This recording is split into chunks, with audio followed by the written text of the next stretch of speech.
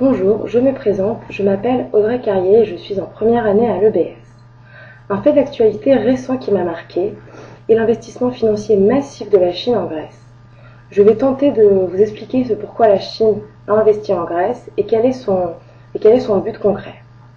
Le 3 octobre 2010, le Premier ministre chinois Wen Jiabao s'est rendu à Athènes où il a rencontré le Premier ministre grec Georges Papandréou. Ce dernier s'est engagé à renforcer les relations entre la Chine et l'Union européenne. Pendant ce jour, 13 accords ont été signés entre la Chine et la Grèce. Wen Jiabao a signé 2 accords très importants avec Athènes.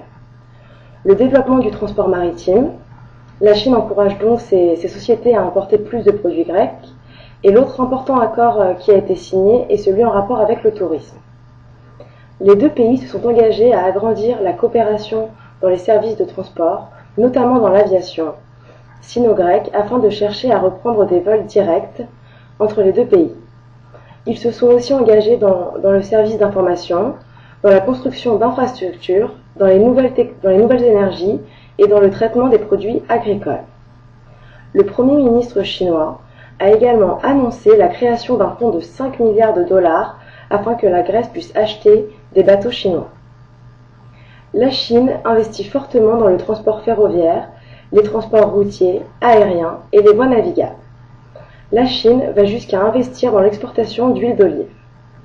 Selon la déclaration, la Chine apprécie la contribution de la Chine car sa croissance est robuste et qu'il est difficile de lutter tout seul contre la crise financière. Cet investissement massif a bien évidemment un but plus concret que celui de simplement aider la Grèce. C'est bien évidemment de se créer une porte d'entrée en Europe.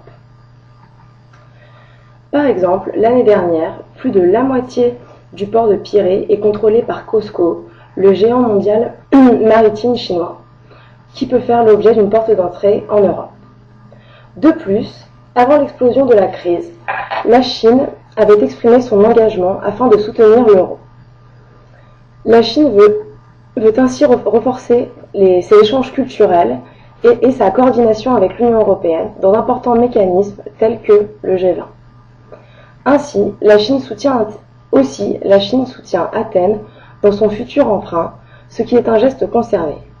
En effet, la Chine veut faire de la Grèce sa passerelle vers le marché européen et celui des Balkans. Le problème, c'est que l'Union européenne peut manquer une nouvelle phase de son intégration, celle de l'intégration par l'investissement. L'Union européenne doit donc rester sur ses gardes et faire très attention à la Chine. Pour conclure, je dirais que la Grèce est le cheval de Troie de la Chine en Europe. Je vous remercie de m'avoir écouté et j'espère que le sujet vous a plu comme moi il m'a plu. Merci.